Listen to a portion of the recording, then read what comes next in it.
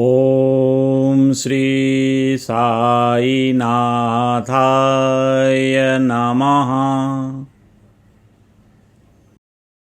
जय श्री साईं, जय श्री गुरुदेव।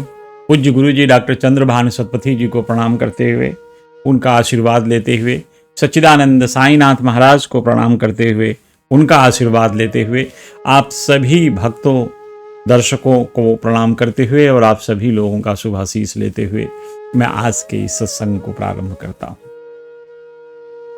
पिछले दिनों से हम लोग श्री जीजी नारके साहिब के जीवन चर्या के ऊपर परिचर्चा कर रहे थे। कैसे नारके जी शिरडी आए, किन परिस्थितियों में शिरडी आए और कैसे वो सच्चिदानंद साईनाथ महाराज के अनन्य भक्तों की श्रेणी में आए और क्या क्या लीलाएं उन्होंने बाबा की देखी उनके सानिध्य में रहकर, और उसके इन लीलाओं को देखने के बाद नारके के जीवन में क्या प्रभाव पड़ा, नारके बाबा के बारे में क्या सोचते थे, उन तमाम चीज़ों पर हम परिचर्चा कर रहे हैं। तो जितनी परिचर्चा जो हमने पिछले दिनों में की थी उससे थोड़ा सा और आगे लेकर चलते हैं कि नारके जी कहते, क्योंकि ये कथा जो कुछ हम आपके सामने प्रस्तुत कर रहे हैं, हम लोग आपस में परिचर्चा कर रहे हैं, वो मुख्यतया आधारित है श्री नारके जी का उनका खुद का साक्षात्कार जो उन्होंने नरसिम्हा स्वामी जी को दिया था 1936 में। जैसा मैंने पहले ही कहा था कि उन्होंने 4 चरणों में अपनी साक्षात्कार उनको नरसिम्हा स्वामी जी को दिया था। तो इसलिए उस परिचर्चा के आधार पे एक कथा का प्रसंग ऐसा मिलता है। एक बार नारके जी कह रहे हैं उनसे कि एक बार ऐसे ही बाबा बैठे थे और अचानक बैठे बैठे बाबा कहने लगे, तुम कहाँ हो, मैं कहाँ हूँ, यह संसार कहाँ है। अपने शरीर की ओर इशारा करते हुए बाबा कह रहे हैं कि यह मेरा घर है पर मैं यहाँ नहीं हूँ, मुझे तो मेरे गुरु लेकर चले गए। कितनी बड़ी फिलॉसफिकल जो दर्शन शास्त्र है, दर्शन की बातें बाबा कर रहे थे उस दिन। यद्यपि बाबा आमतौर पर ये कभी नहीं कहते कि मैं ईश्वर हूँ, बाबा तो सदैव अपने आप को एक दासा अनुदास, मैं तुम्हारा दास कहते थे। लेकिन सच्चाई तो यही थी कि सच्चिदानंद साईनाथ महाराज पूर्ण ब्रह्म के अवतार में सृष्टि में विराजित हुए थे, अवतरित हुए थे और अपने भक्तों के सामने बहुत सी लीलाएं करते थे। इन लीलाओं के आधार पर जिन भक्तों को समझ आ गया कि बाबा तो परम तत्व हैं, परब्रह्म के साक्षात अवतार हैं, वो बाबा की सेवा शुश्रूषा पूजा दर्शन जो कुछ भी था वो बाबा को अर्पित करने लगा और बाबा को भगवान समझ करके, ईश्वर का अवतार समझ करके उनकी चरण वंदना करता था, उनकी सेवा शुश्रूषा करता था। और कुछ दुर्भाग्यशाली लोग ऐसे थे कि सब होने के बावजूद भी, क्योंकि उनके सदकर्म जागृत नहीं थे तो शायद उनके जीवन में उतने अच्छे सदकर्म भी नहीं होंगे, तो उनको बाबा के व्यक्तित्व को वो समझ नहीं पाए। बाबा को एक सामान्य फकीर समझते थे, वो बाबा को परब्रह्म नहीं समझते थे। तो ऐसी ही इन्हीं चीज़ों पे बाबा एक दिन दर्शन में कह रहे हैं, तुम कहाँ हो, मैं कहाँ हूँ, ये पृथ्वी कहाँ है। अपने जब शरीर की तरफ बाबा इशारा करके कह रहे हैं कि यह तो मेरा घर है पर मैं यहाँ नहीं। ये दूसरी चीज है कि ये मेरा घर है, मैं नहीं हूं, तो आप कहाँ हैं। तो बाबा कहते हैं, मुझे तो मेरे गुरु लेकर चले गए। अब बाबा यहां कहना चाहते थे कि मेरी शरीर तो है यहां, पर जो आत्मा है, वो बुद्धि है, वो सब मेरे गुरु के पास है, उनको समर्पित है। ये बड़ी जो योगियों की अवस्था होती है, जहाँ भक्त जो समाधि होती है, उस समाधि में जाने के बाद भक्त अपना सब कुछ अपने सदगुरु के श्री चरणों को समर्पित कर देता है और गुरुमय हो जाता है, यानी गुरु में ही रम जाता है। उस समय उसमें और गुरु में कोई विभेद नहीं होता। तो शायद बाबा इसी स्थिति का वर्णन कर रहे हैं, कह रहे हैं, मैं कहाँ हूँ, तुम कहाँ हो, संसार कहाँ है। ये मेरी शरीर है लेकिन मैं इसमें नहीं हूं, मुझे तो मेरे गुरु लेकर चले। तो बाबा कई बार, उन्होंने आगे कहा कि बाबा कई बार ऐसे बात बोलते थे कि जिससे प्रतीत होता था कि बाबा के गुरु कोई ब्राह्मण थे। नारके जी ने अपने साक्षात्कार में कहा भी कि बाबा ने एक बार हमसे कहा कि मेरा गुरु एक ब्राह्मण है, मेरे गुरु ब्राह्मण हैं, मैं एक ब्राह्मण गुरु का शिष्य हूं।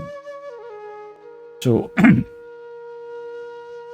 गुरु की सेवा, बाबा बार बार इस चीज को, नारके जी के अनुसार इस प्रसंग को लाते थे कि अपने गुरु की सेवा अनन्य भाव से करनी चाहिए, क्योंकि मैं अपने गुरु की सेवा अनन्य भाव से सदैव करता रहा। और जब तक आप श्री गुरु के चरणों की सेवा अनन्य भाव से नहीं करोगे, अनन्य भाव मतलब कि एक ही गुरु, एक ही, न अन्य कोई दूसरा नहीं, ये अनन्य भाव है। आपके गुरु के अलावा आपके जीवन का और कुछ नहीं, ना मकसद है ना कोई और है। ऐसी स्थिति आती है तब कहते हैं हम कि अनन्य भाव से शरणागति गुरु की के चरणों में हुई है। और यह बड़ा कहना मुश्किल है कि संपूर्ण शरणागति, आजकल आपको कई लोग कहते मिलेंगे कि मैं तो भगवान को समर्पित हो चुका हूं, सच्चिदानंद साईनाथ को समर्पित हो चुका हूं, लेकिन यह भाषा विलास जान पड़ता है, क्योंकि समर्पण और संपूर्ण समर्पण बड़ा कठिन काम है। उसको कह नहीं सकता। जो भक्त पूर्ण रूप से अपने गुरु को समर्पित है, वह इस चीज को, अगर आप कह रहे हो कि आप गुरु को समर्पण कर रहे हो, पूर्ण रूप से समर्पित हो, तो यह मन में अहंकार है, अभी भी अहंकार शेष है। तो इसलिए ऐसा कोई कहता नहीं। और पूर्ण समर्पण, अरे हम साधारणतया देखें तो अपने आप को सदगुरु को हम अर्पण भी ठीक से नहीं कर पाए हैं, और बात समर्पण की करते हैं। यही नहीं, पूर्ण समर्पण की बात करते हैं। बाबा कहते हैं मेरे और मेरे गुरु में ऐसा लगाव था कि जब गुरु सामने आते थे, मैं उनके कभी सामने जाता था तो शरीर कांप जाता था, ऐसे भाव तरंगे चलने लगती। इतना एक गुरु के प्रति हृदय में सम्मान था, इतना लगाव। और अपने गुरु को इसी दृष्टि से देखने के लिए बाबा कहते हैं कि जब भी मेरे गुरु मेरे सामने आते थे तो मैं कांप जाता था।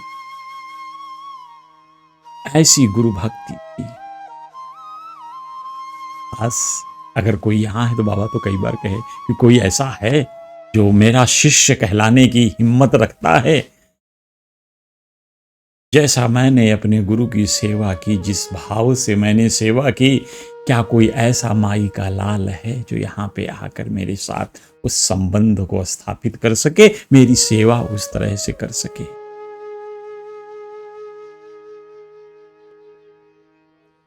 बाबा ने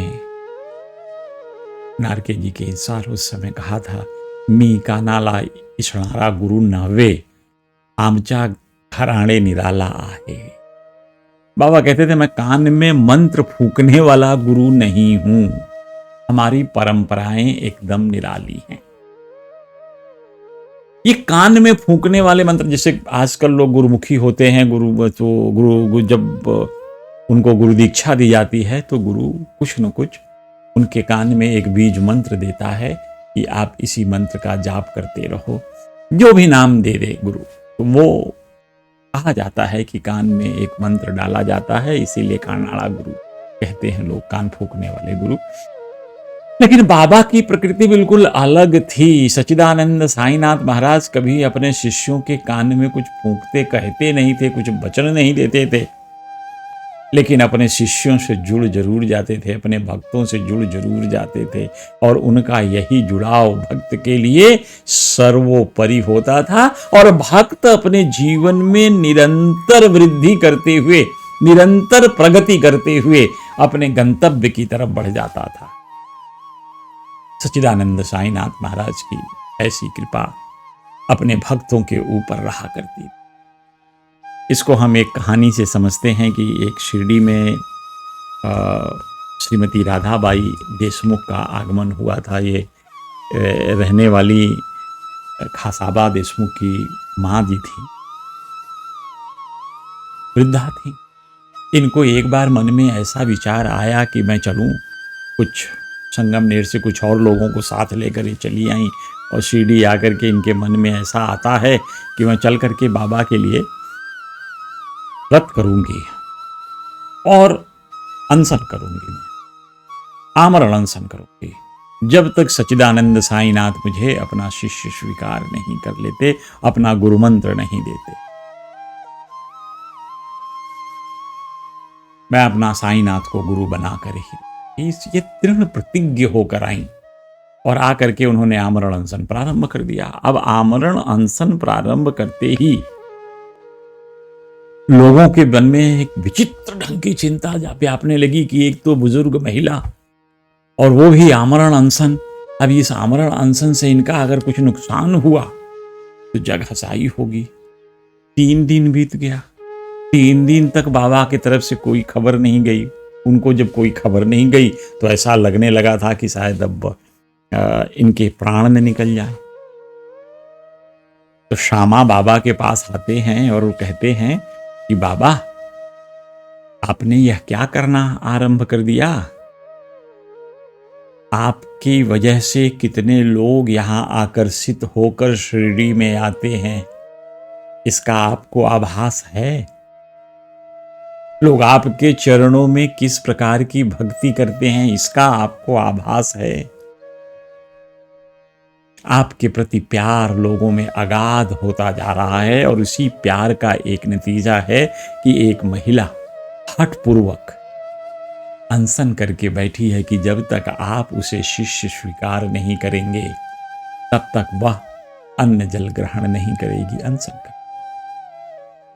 और बाबा 3 दिन हो चुके हैं, 3 दिन में उसका स्वास्थ्य बिगड़ रहा है और स्वास्थ्य बिगड़ने का ऐसा हो गया है कि वो कभी भी जा सकती है। तो बाबा, इसके बाद तो बहुत जगहसाई होगी। लोग हम पे कहेंगे कि बाबा ने क्या एक उपदेश नहीं दे सकते थे, कृपा दृष्टि नहीं देख सकते थे, इसमें बाबा का क्या जाता था?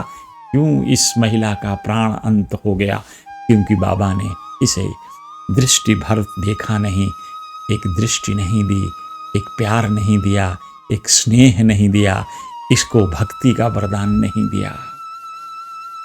तो बाबा, ऐसा लगता है कि अगर इसके साथ कुछ गलत होता है तो आपकी जगहसाई होगी और बदनामी भी होगी।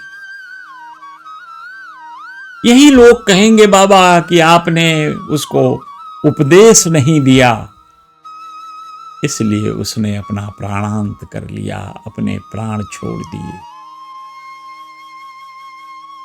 और सच में लोग बाग समझाने का प्रयास किए कि बाबा कभी कान में किसी को मंत्र नहीं देते, लेकिन वो महिला मानने को कहां तैयार। वो तो भगवत भक्ति में, भगवान की भक्ति में, गुरु की भक्ति में लीन, बिल्कुल खाना पीना सब छोड़ दिया, बस दिन रात भगवान का स्मरण करना, गुरु का स्मरण करना, बाबा का नाम ध्यान करना, यही उसका काम रह गया था। तो बाबा ने देखा और देखने के बाद बाबा ने कहा कि उस मां को बुलाओ। वो द्वारिका माई आई, उनको लाया गया द्वारिका माई, और बाबा ने उनको इज्जत के साथ द्वारिका माई में बिठा करके उनसे कहने लगे, अरे मां, तुम व्यर्थ में क्यों मृत्यु को आलिंगन करना चाहती हो, यानी क्यों मृत्यु को प्राप्त करना चाहती हो? मां, तुम मेरी मां हो और मैं तुम्हारा बेटा, और इतना मेरे पे खाली रहम करो, तुम इतनी कृपा करो, मेरे पे इतनी दया करो कि जो कुछ भी मैं अब आगे तुमसे कहूंगा उसे ध्यान पूर्वक सुनना, बस मेरी तुमसे यही प्रार्थना है। इतना कहकर बाबा उनको अपने गुरु के बारे में समझाने लगे। सच्चिदानंद साईनाथ कहने लगे थे कि यदि तुम मेरी बातों को ध्यान पूर्वक सुनोगी, श्रवण करोगी, तो तुम्हें परम शांति की प्राप्ति होगी, इसमें कोई संशय नहीं है। इतनी बड़ी बात कोई सामान्य सी चीज है कि बाबा के बात को अगर ध्यान से सुन लिया तो परम शांति, जिसके लिए तो जीवन पर्यंत लोग परेशान हैं, जन्म जन्म मुनि जतन कराही, अंत काल प्रभु पावत नाही, प्रभु ही आनंद है, आनंद ही प्रभु है। तो ऋषि मुनियों को जो चीज उपलब्ध नहीं होता, बाबा ने सहजता से अपनी मां सरीखे देशमुख को उन्होंने ये चीज प्रदान करने की बात कह दी, राधाबाई देशमुख, कि तुम अगर ध्यानपूर्वक जो मैं कह रहा हूं सुनोगी तो तुम्हें परम शांति की प्राप्ति हो जाएगी।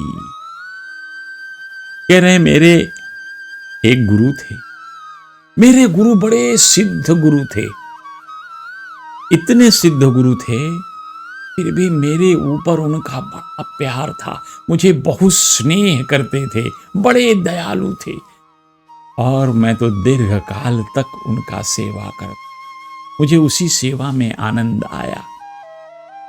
लेकिन इतने दिनों की सेवा के बावजूद मेरे गुरु ने मेरे कान में कोई मंत्र नहीं फूंका। मैं कभी उनसे अलग नहीं होना चाहता। ऐसा लगाव हो गया था मुझे मेरे गुरु से कि पल भर भी यदि मैं अपने गुरु से अलग रहूं तो मुझे बहुत दुख होता था। मन सदैव उनके श्री चरणों के आसपास रहने को ही करता था और देखता था, मन करता था कि कब गुरु मुझे मेरी तरफ एक दृष्टि देख भर लें। मैं अपलक उसी क्षण की प्रतीक्षा करता रहा। मेरे गुरु ने क्या किया? मेरे गुरु जब मुझसे पसंद हुए तो पहले उन्होंने मेरा मुंडन करा दिया। पहले उन्होंने मेरा मुंडन करा के मुझसे 2 रुपए दक्षिणा में मांगे, 2 पैसे। अब यहां आपके समझ में आ सकता था कि ऐसा गुरु जो अहेतुक अपने भक्तों पर कृपा करता है, जो उनकी पुनरुत्थान की बात करता है, जो उनके मार्ग को प्रशस्त करता है, जो उनको मुक्ति मार्ग प्रदान करता है, ऐसे गुरु को पैसे से क्या काम। तो बाबा ने कहा कि हमारे गुरु तो सपने में भी पैसे की बात नहीं करते थे, उनको इस तरह की कोई मोह थी ही नहीं। मेरे गुरु जो 2 पैसे की दक्षिणा मुझसे मांगी, वो 2 पैसे की दक्षिणा थी श्रद्धा और सब्र। अपने गुरु के श्री चरणों में अटूट श्रद्धा होना और सब्र करना। सदगुरु के लिए यह जो भक्ति मार्ग पर जो चलते हैं, उन भक्तों के लिए सच्चिदानंद साईनाथ महाराज ने बस एक ही दक्षिणा मांगी है, 2 पैसे की दक्षिणा, और वो दक्षिणा है श्रद्धा और सब्र। बाबा इसके अलावा कुछ कहते ही नहीं थे। तुम्हारे गुरु के श्री चरणों में तुम्हारी श्रद्धा होनी चाहिए और सब्र करो, समय आने पे सब कुछ होगा। बाबा का यह पूर्ण विश्वास था, यही करते थे। बाबा ने कहा कि मेरे गुरु ने भी मुझसे श्रद्धा और सबूरी 2 पैसे की दक्षिणा मांगी, मैंने ये दोनों अपने गुरु को समर्पित कर दी। दैट इज दृढ़ निष्ठा, श्रद्धा, सबूरी यानी दया।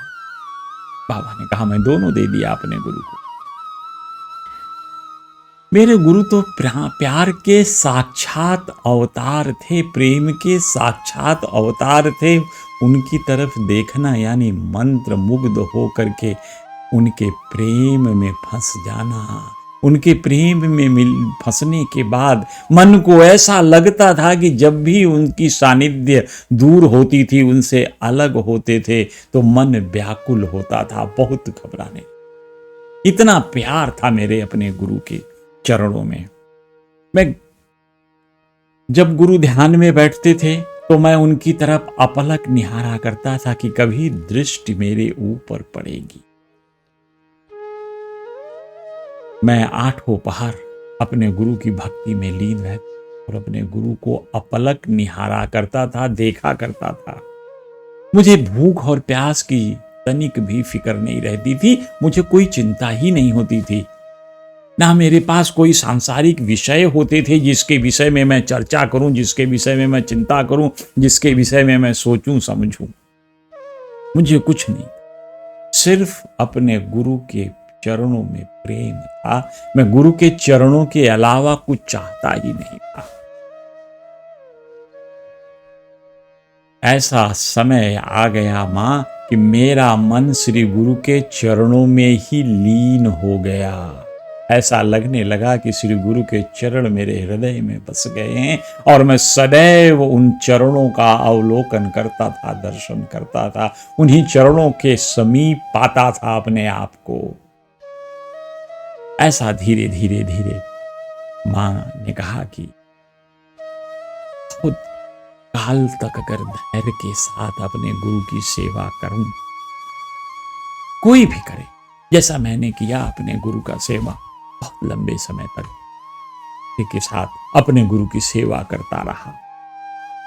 हे मां, यही धैर्य तुम्हें भी इस भवसागर से पार उतार देगा, इसमें कोई संशय नहीं। धैर्य ही मनुष्य में मनुष्यत्व है। धैर्य धारण करने से समस्त पाप और मोह नष्ट होकर उनके हर प्रकार के संकट दूर होते हैं और यह संसार में जो भय लगता है वो भय भी उनसे दूर भाग जाता है।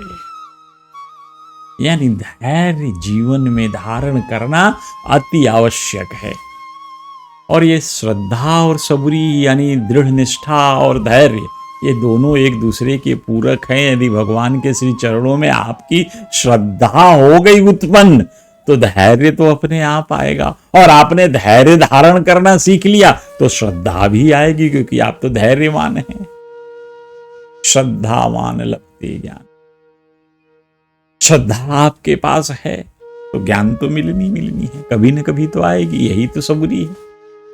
तो बाबा ने कहा कि देखो, श्रद्धा और सबूरी ये दोनों जुड़वा बहन की तरह से हैं, और इन दोनों में परस्पर प्यार है, प्रगाढ़ प्यार है। मेरे गुरु जब मुझसे किसी चीज की आकांक्षा नहीं रखते थे, मुझसे कुछ चाहते नहीं थे, तो हे मां, मैं कैसे किसी और से कुछ चीज चाहूं। मेरे गुरु ने कभी मेरी उपेक्षा नहीं की, इसलिए मैं अपने भक्तों की भी उपेक्षा नहीं करता। जो मेरे शरण में आता है मैं सदैव उसके बारे में सोचता हूं और अपने जितनी भी मेरी सामर्थ्य है उससे उस भक्त की मदद करने का प्रयास करता हूं। मैं अपने गुरु के सदैव नजदीक रहा और गुरु मेरे सदैव मेरी रक्षा करते रहे। यही चीज सच्चिदानंद साईनाथ दास शिरडी में रहकर करते थे। जीवन पर्यंत बाबा भक्तों के दुखों दारिद्र्यों को चक्की में पीसा करते थे जैसे गेहूं से। तो सच्चिदानंद साईनाथ सरीखे गुरु मिलना यह बड़े ही सत्कर्म की बात है। जब आपके जीवन में प्रारब्ध में इतने अच्छे सत्कर्म होंगे और वो सत्कर्म आपके प्रारब्ध के साथ जुड़े हैं, तो सत्कर्म जब खुलता है तो ऐसे संतों के दर्शन होते हैं। सच्चिदानंद साईनाथ सरीखे सदगुरु के श्री चरणों में आपको अगाध प्रेम उत्पन्न हो जाएगा। बाबा ने एक चीज और उनसे कहा, राधाबाई से, कह रही मां, मेरे गुरु का प्यार कछुआ का जैसे प्यार उसके बच्चों पे होता है, ठीक मेरे गुरु का प्यार भी मेरे ऊपर वैसा ही था। कछुआ को देखते हैं कि उसका बच्चा नदी के दूसरी तरफ भ्रमण करता है, लेकिन मां अपनी दृष्टि उसके बच्चे के ऊपर नदी के दूसरे छोर से, दूसरी तरफ से उस पर ध्यान लगाई रहती थी। यही प्यार, यही बाबा चाहते हैं कि गुरु की दृष्टि अपने बच्चों के ऊपर सदैव रहती है, इसमें कोई संशय नहीं।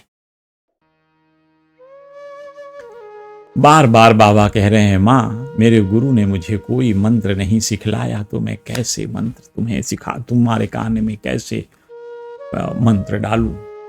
कछुई और उसके बच्चे की तरह प्यार करो, वही स्नेह है, वही गुरु और शिष्य के बीच में संबंध होता है। और यही संबंध जो दोनों के बीच का एक प्यार है, प्रेम है, स्नेह है, इसी से दोनों जुड़े रहते हैं और एक दूसरे का कल्याण करते हैं।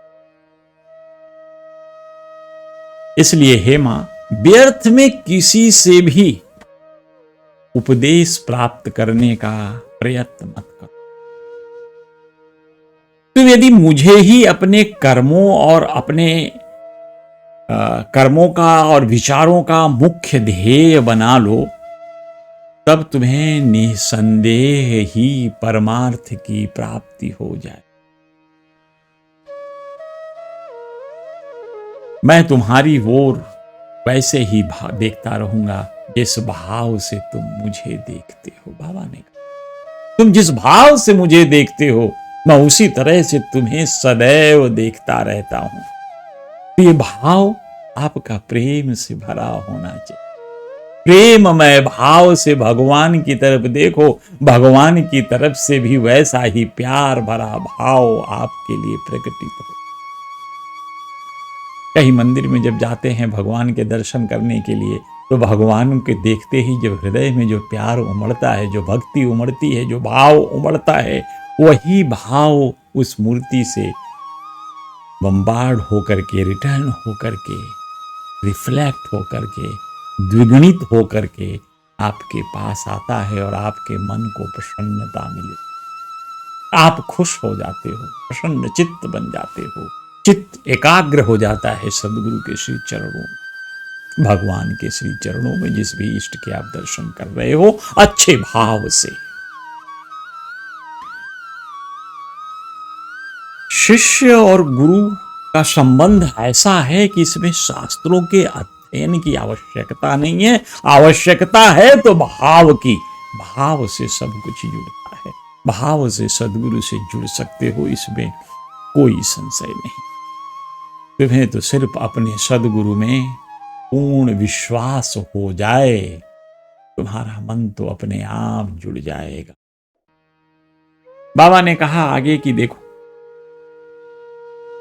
यह विश्वास अपने मन में बना लो कि तुम्हारा गुरु ही करता है, क्योंकि हमारे अंदर जब ही कर्ता का भाव आएगा, अहंकार को साथ लाएगा। और जब तक मन में अहंकार होगा, आप अहंकार के वशीभूत हो, तब तक ईश्वर को प्राप्त करना या उनके दिखाए रास्ते पे चलना मुश्किल होगा।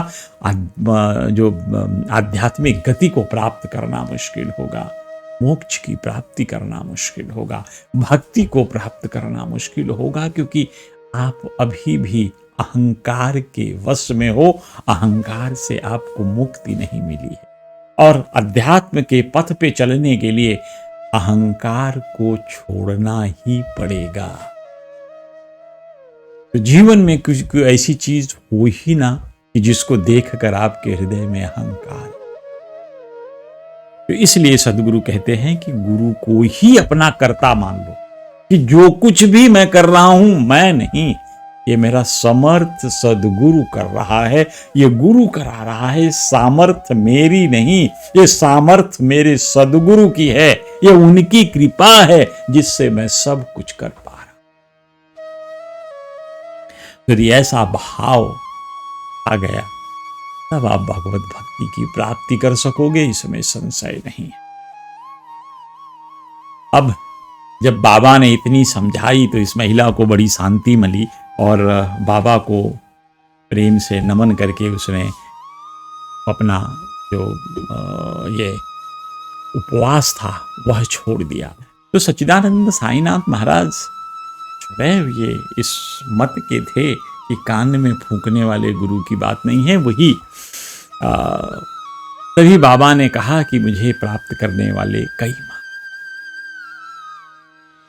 एक बार की बात होगी ना, आपने देखा कि उस अध्याय में काका साहेब दीक्षित भी थे। किसी भक्त ने पूछा बाबा कहाँ जाएं, तो बाबा ने कहा कि ऊपर जाओ। तो उसने कहा मार्ग कैसा है, कहनी मार्ग तो कुशकंटिका कीर्ण है, कठिन है। तो काका दीक्षित ने कहा कि यदि पथ प्रदर्शक हो तो बाबा ने कहा यदि गुरु पथ प्रदर्शक के स्वरूप में तुम्हारे साथ है तो फिर तुम्हारा कुछ भी नहीं बिगड़ेगा, तुम बड़े आसानी से इस मार्ग को प्राप्त कर सकते हो। तब बाबा ने कहा था कि एक मार्ग यहाँ से भी जाता है, यानी भगवत प्राप्ति, गुरु प्राप्ति, जो भगवान की प्राप्ति है, मोक्ष की प्राप्ति है, भक्ति की प्राप्ति है, इसके कई मार्ग हैं। कर्म है, कर्म योग है, भक्ति योग है, ज्ञान योग है। ये भक्ति और ज्ञान ये जो मेरी मानना ऐसा है कि भक्ति और ज्ञान एक दूसरे के पूरक है। यदि आपको भक्ति पहले आई, यानी भगवान के श्री चरणों में प्रेम करते करते करते आप भक्त बन गए हो, तो ज्ञान स्वतः आता है। और यह ज्ञान कौन देता है? यह भगवत की कृपा से, गुरु की कृपा से, ईश्वर की कृपा से यह ज्ञान प्राप्त हो रहा है। अब जब ईश्वर की कृपा से ज्ञान प्राप्त होगा तो यह तो बड़े उच्च कोटि का होगा। दूसरी तरफ देखें, यदि आप ज्ञान मार्ग का अनुसरण करके चलना चाहते हो और ज्ञान मार्ग से भगवत प्राप्ति करना चाहते हो तो भी संभव है। जब आप ईश्वर के बारे में जानने का प्रयास कर रहे हो और बहुत धर्म ग्रंथों को पढ़ने के बाद जब आप ईश्वर के को समझने का प्रयास करने लगते हो, धीरे धीरे आप ईश्वर के स्वरूप को कुछ अंशों में ही समझने लगते हो, तो ईश्वर के चरणों के प्रति प्रेम आपके हृदय में स्वतः प्रस्फुटित होगा, इसमें भी संशय नहीं है। तो यहां ज्ञान से भक्ति मिली, ज्ञान मार्ग पर चलकर ज्ञान अर्जित कर कर भगवान के श्री चरणों में आपको भक्ति मिल रही है, और दूसरी तरफ भक्ति मार्ग पर चलते हुए भगवान के द्वारा आपको ज्ञान दिया जा रहा है। कि भगवान के बारे में आप जान रहे हो तो ज्ञान ही तो है। तो ये जो ज्ञान भगवान द्वारा प्रदत्त हो रहा है ये तो बड़े उच्च कोटि का होगा। तो मैं तो सदैव यही कहता हूं कि भक्ति मार्ग श्रेष्ठ है। जिसको जैसे भी मार्ग पे चलना हो वो चल सकता है। भगवान को प्राप्त करने के मार्ग तो हैं, अलग अलग हैं, लेकिन जिस भी मार्ग पर आप चलो, एक चीज उन्होंने नारके जी ने कहा कि बाबा सदैव सदाचरण पर बहुत जोर देते। अब सदाचरण देखिए क्या है? आपका व्यवहार, आपका उत्तम आचरण, आपका व्यवहार आपके परिवार के प्रति, आपका व्यवहार आपके समाज के प्रति, आपका व्यवहार आपके गुरु के प्रति, आपका परिवार, आप जहां नौकरी कर रहे हैं, कुछ पेशा कर रहे हैं उसके। तो सदाचरण, अच्छे आचरण पर बाबा सदैव बल देते थे कि भक्तों में पहले सदाचरण विकसित करना चाहिए, यानी अच्छे आचरण का पालन करना भक्ति मार्ग पे चलने के लिए मूल मंत्र है। कि बिना अच्छा आचरण लिए आप भक्ति मार्ग पर चल नहीं सकते। ये बाबा ऐसा कहते। बाबा तो ये कहते थे, अरे जो कोई आज के जमाने में तो तमाम गुरु हैं, और ऐसे गुरु हैं और ऐसे योगी हैं जिसको श्री गुरु भागवत में उन्होंने जैसे गुरु जी ने लिखा है वो भ्रष्ट योगी।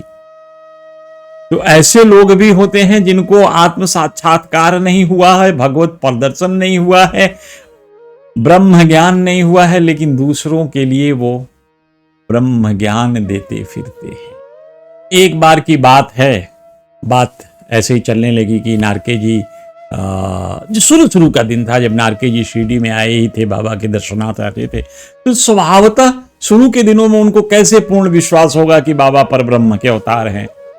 तो नारके जी थे साइंटिस्ट, और जब बात करी जाती थी कि देखो हमारे पुराणों में लिखा है द्वारिकापुरी में भगवान श्री कृष्ण के समय में 56 करोड़ की आबादी थी, तो नारके ने कहा कि यह कैसे संभव है जब आज पूरे संपूर्ण भारत की आबादी मात्र 33 करोड़ है, तो उस समय कैसे 56 करोड़ की आबादी सिर्फ द्वारिका की हो सकती है? ये मुझे बुद्धिगम्य में नहीं लगता। मैं पुराण में जो वर्णित ये बातें हैं मैं उसको नहीं मानता। श्यामा को अच्छा नहीं लगा। श्यामा ने कहा चलो तुम्हारे सामने ही बाबा से पूछ लेते हैं। तो बाबा के सामने श्यामा जाकर पूछते हैं, बाबा क्या पुराण सही है? बाबा ने कहा बिल्कुल सही है। श्यामा का दूसरा क्वेश्चन होता है, बाबा का क्या राम और कृष्ण थे? तो भगवान बाबा ने कहा कि हाँ, राम और कृष्ण दोनों थे। ये भगवान के स्वरूप में अवतरित हुए थे, ये दोनों परब्रह्म के अवतार थे। बाबा ये नारके जी आपको जो कह रहे हैं इन बातों को नहीं मानते, इनका पुराणों की में जो लिखी हुई चीजें हैं इन पे इनका विश्वास नहीं है। तो बाबा ने कहा कि ना हो, वो कोई कुछ भी कहे, नारके जो कहता है वो भी सही है, परंतु नारके एक चीज मानकर चलना, मैं तुम्हारा पिता हूं, तुम्हें ऐसी बात नहीं कहनी चाहिए। तुम्हें मुझसे लाभ उठाना चाहिए। देखिए, शिष्य जब सदगुरु के शरण में जाता है तो शिष्य का उद्देश्य सिर्फ इतना ही होता है कि अपने गुरु की कृपा से अपना गंतव्य प्राप्त कर ले, अपना मुक्ति मार्ग ढूंढ ले और मुक्ति प्राप्त कर ले। यही तो हर शिष्य की कामना होती है कि गुरु में ही विलीन हो जाए, परब्रह्म में ही विलीन हो जाए। और यही विलीनता ही, जैसे नदी जब समुद्र में मिलती है तो समुद्र का स्वरूप और नाम दोनों धारण कर लेती है, वैसे ही जब जीव परमात्मा में मिलता है, जब आत्मा परमात्मा से मिलन होता है, भगवान से मिलन होता है, तो वह जीव अपना अस्तित्व खोकर भगवंत स्वरूप प्राप्त कर लेता है, भगवानमय हो जाता है। तो बाबा का कहने का यही अवसर मतलब था कि जब तुम यहां आए हो तो इन चीजों में विश्वास ना करके तुम एक चीज का ध्यान दो कि जो करने आए हो मुझ में विश्वास रखो, और तुम्हारा उद्देश्य होना चाहिए कि तुम मेरे से लाभ प्राप्त कर लो। अरे मैं कौन हूं? यह नश्वर देह एक दिन मिट्टी में मिल जाएगी। पंच प्राण जो पंच प्राण हैं वायु में घुल जाएंगे, शरीर इस मिट्टी में चली जाएगी। कल क्या हुआ वो कभी लौट कर नहीं आएगा। मैं आज यहां हूं, कल कहीं और चला जाऊंगा। माया भी दुनिया में माया बहुत प्रबल है, और माया से मैं भी अछूता नहीं। तो बाबा ने कहा कि माया से बचने का एक ही उपाय है, भगवत शरणम गच्छामि। भगवान के श्री चरणों में अपनी श्रद्धा बढ़ा लो, भगवान का नाम स्मरण करना शुरू कर दो, भगवान में प्रेम करना प्रारंभ कर दो, माया से बच जाओगे।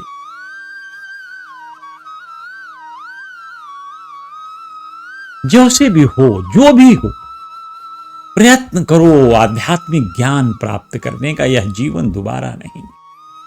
इस जीवन में जितनी तपस्या कर सकते हो, इस जीवन में जितनी साधना कर सकते हो भगवान की प्राप्ति के लिए, अपने गुरु की प्राप्ति के लिए, उतनी तपस्या करो। अपने गुरु के शरण में रहो, गुरु की भक्ति करो, गुरु तुम्हारा उद्धार करेगा। इसमें ऐसा असंभव कुछ नहीं है। यह बिल्कुल सत्य है कि इस गुरु के सानिध्य में रहने वाले भक्त की जो मन क्रम वचन तीनों तरह से श्री गुरु को समर्पित हो रहा है, उसका कल्याण सुनिश्चित होता है।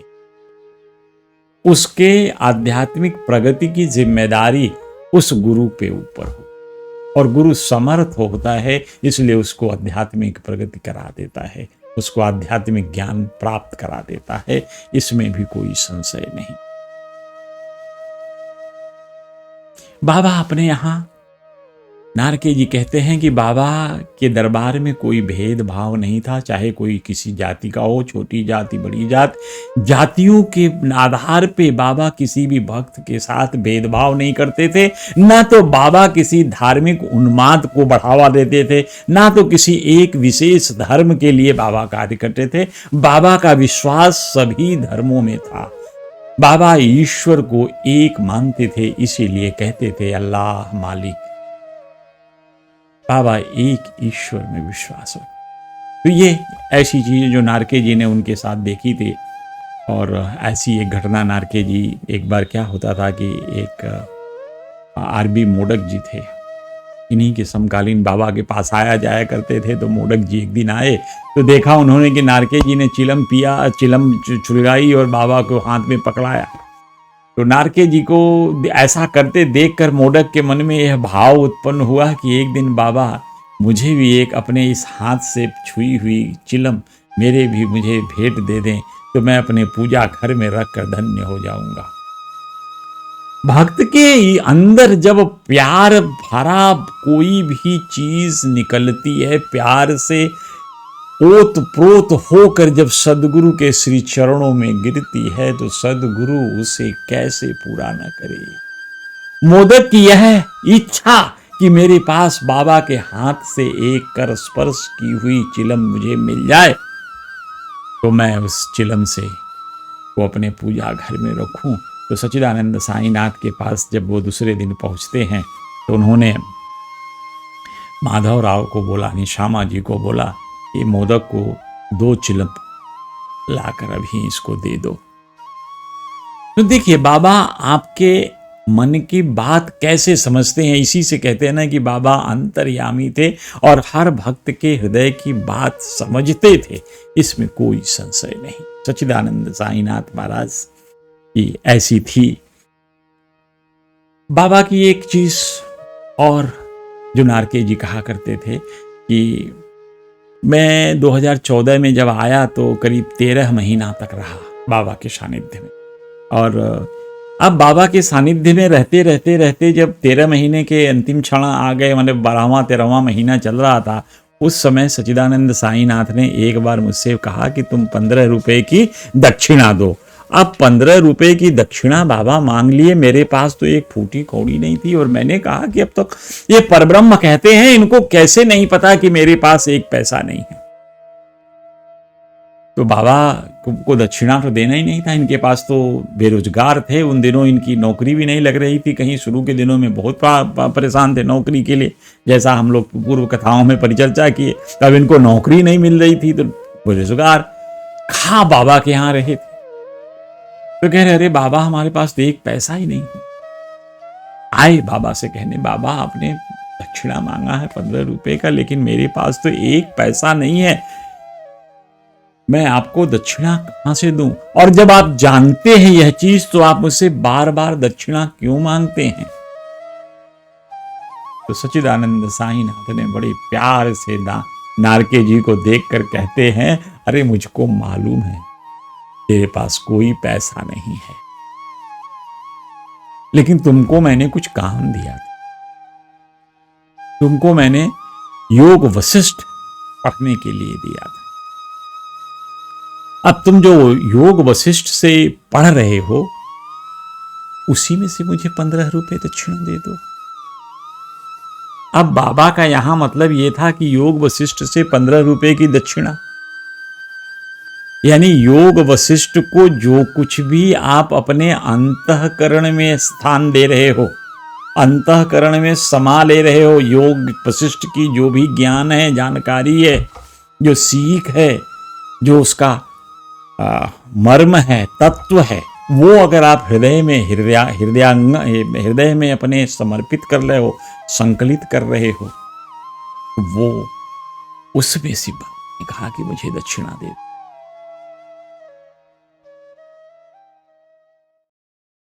तो कह रहे मैं उसमें से दक्षिणा ठीक है, मेरे तो समझ में आ रही, लेकिन ये नहीं समझ में आ रहा है कि बाबा आपको दक्षिणा मिलेगा कैसे? तो बाबा ने कहा देख, सामान्य सी बात है, तू अपने हृदय में मुझको रखता है कि नहीं? कहे हाँ। तू जब रखता है तो बस मुझे वही 15 चीजें, जो 15 श्लोक, जो 15 चीजें जो सीखता है वो मुझे समर्पित कर दे हृदय में, वो मेरे पास आ जाए। तो इस तरह से उन्होंने ये बाबा का ये भी एक कहते हैं कि सर्वव्यापक सच्चिदानंद साईनाथ महाराज, सबके हृदय में बराबर रूप सामान्य रूप से विराजमान सच्चिदानंद साईनाथ महाराज। सो मैं उन सबके हृदय में वास करने वाले सच्चिदानंद साईनाथ महाराज। तो इसीलिए यदि कोई बाय हार्ट करता है, कोई श्लोक, कोई मर्म, कोई तत्व अपने हृदय में धारण करता है तो वो भगवान को ही प्राप्त होती है। तो बाबा का कहने का तात्पर्य सिर्फ इतना था कि तुम 15 रुपए की जगह पे 15 तत्व इस योग वशिष्ठ से अपने हृदय में धारण कर लो। एक समय शिरडी में ऐसी आई कि प्लेग, और प्लेग जानते हैं छुआछूत की बीमारी है। एक को हुआ, दूसरे को उसको तक फैला, तीसरे को फैला, चौथे को फैला, और ऐसे करके प्लेग फैलती जाती है और पूरा का पूरा समाज प्लेग के चपेट में आ जाता है। और एक बार की ऐसी बात है जब शिरडी में प्लेग फैली, बात 1916 की है। तब तक इनके हृदय में बहुत विश्वास भर गया था। 1916 की बात है जब प्लेग थी, तो बाबा एक हलवाई के यहाँ से ही हलवा मंगाया करते थे, और दुर्भाग्य ऐसा था कि उस हलवाई की उस प्लेग वाले जो प्लेग फैला था, उसी प्लेग की वजह से उसकी मृत्यु हो गई थी। तो बाबा ने नारके को बोला कि जाकर उसके दुकान से हलवा ले आ। जब नारके को यह समझ में आया कि हलवा तो बाबा उस दुकान से मंगवा रहे हैं जिसका हलवाई प्लेग से मर गया, यानी मुझे उस प्लेग वाले घर में जाने के लिए कह रहे हैं।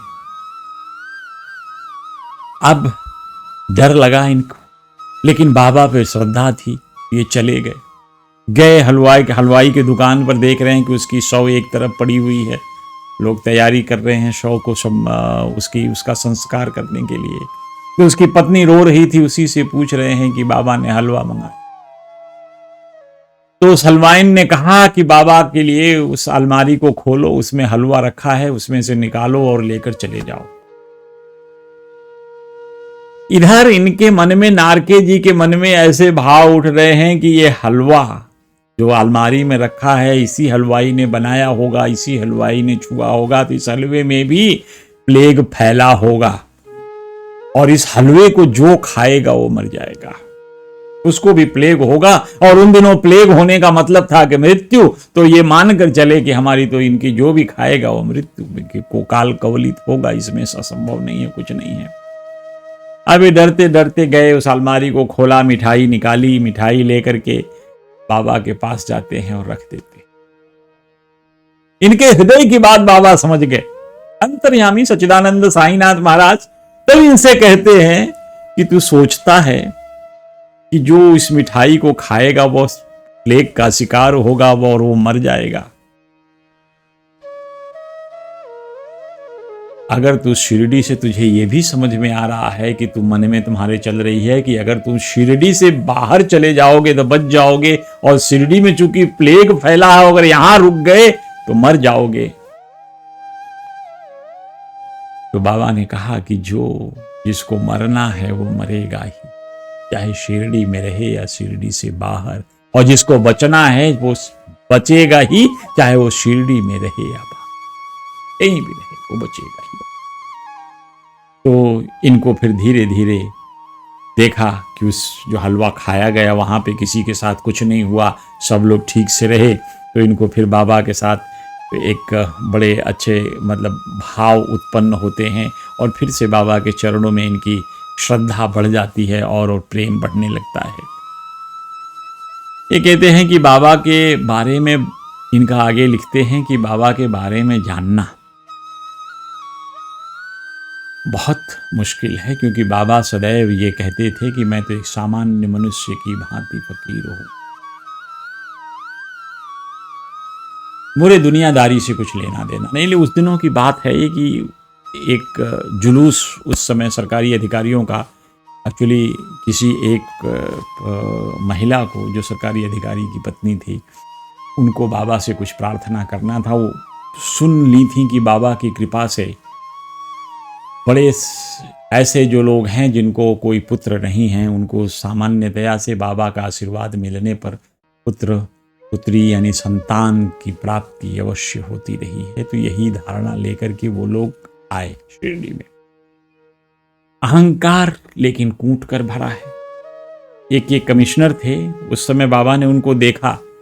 ये सरकारी अफसर थे, आयकर कमिश्नर उस समय हुआ करते थे, यानी इनकम टैक्स के कमिश्नर मिस्टर कार्टिस, और उनकी पत्नी मिसेस कर्टिस।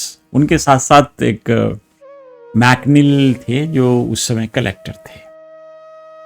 अब ये तीनों की परेड में जब गए तो उन्होंने चपरासी से अपने बोला कि जाकर साईं बाबा को बोलो कि हमारे साहब उनसे मिलना चाहते। और चपरासी ने कहा कि मैं ये बाबा से कभी नहीं कह सकता, जल्द चलिए, मेरे साहिब आपसे मिलना चाहते हैं। हम लोग बाबा को अच्छे से जानते हैं और मेरी हिम्मत नहीं है कहने की। आपका काम है, आपको मिलना है, तो आप बाबा से जाकर प्रार्थना करिए, शायद बाबा सुन लें। ऐसा कहने का विचार भी मत लाना कि बाबा को बुलाओ मेरे पास, मुझे मिलना। लोग रुक गए। उसकी बातें सुनकर थोड़ा शांति मन में आया और रुके। फिर वो थोड़ी देर के बाद बाबा उधर से पार हुए तो बाबा श्रीमती कर्टिस उनको झुक करके प्रणाम किए, और प्रणाम करके बोल रहे हैं कि बाबा आपसे मुझे कुछ बात करना। तो बाबा ने कहा नहीं अभी नहीं हो सकता, अभी तो मैं भिक्षाटन के लिए जा रहा हूँ, आधा घंटा रुक जाओ, मैं थोड़ी देर में आता हूँ तो तुमसे बात करता हूँ। लेकिन बाबा आधा घंटा की जगह थोड़े समय में 10 मिनट में आ गए। तो मिसेस कर्टिस को ऐसा लगा कि वो तुरंत बाबा से बात कर ले, शायद बाबा उन पे रहम खा करके जल्दी जल्दी काम करके भिक्षाटन जल्दी से वापस आ गए। तो बाबा ने उनसे कहा कि नहीं, अभी तुम 1 घंटा और इंतजार करो और मुझे कुछ और काम है। इस तरह से बाबा कह करके द्वारिका माई की तरफ चले गए। इन अधिकारियों को तो बहुत जल्दी थी जाने की।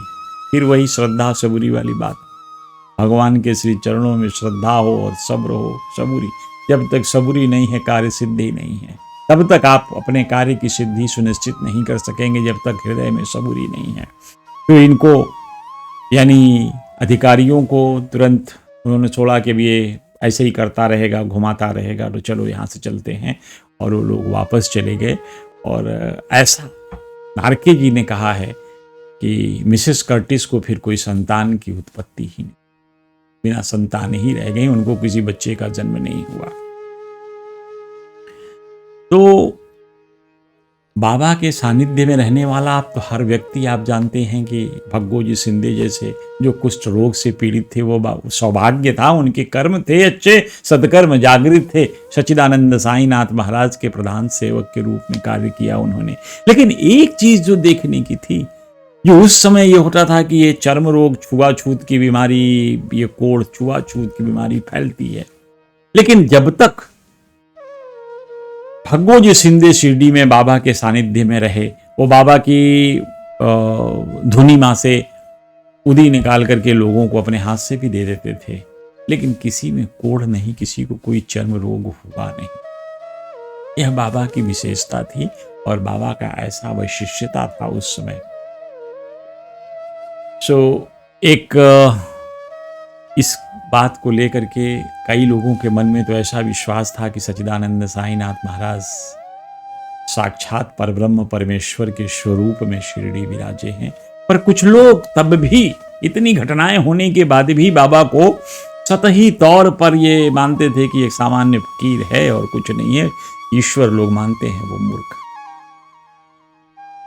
पर सच्चिदानंद साईनाथ महाराज के पास जैसे जैसे लोगों की कतार बढ़ती गई, सच्चिदानंद साईनाथ महाराज के स्वरूप को जिसने समझा, सच्चिदानंद साईनाथ महाराज के बारे में जानकर उनके प्रति जो प्यार स्नेह उमड़ा, और जो लोग उनकी शरणागति हुए, जो उनके चरण की सेवा में अपने जीवन को व्यतीत करने का अपना ध्येय बनाया, उनको सच्चिदानंद साईनाथ महाराज के स्नेह आशीर्वाद की प्राप्ति हुई, उनका जीवन सफल हो गया।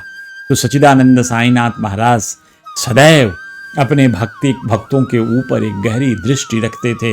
सदैव जैसे चरवाहा अपने जानवरों के ऊपर दृष्टि रखता है, वैसे सच्चिदानंद साईनाथ महाराज सदैव अपने भक्तों के ऊपर अपनी स्नेह भरी दृष्टि रखते थे, जिससे उनका रक्षा करते थे, उनका लालन पालन पोषण करते थे, उनके मार्ग को प्रशस्त करते थे कि वो अपने गंतव्य को प्राप्त कर सके।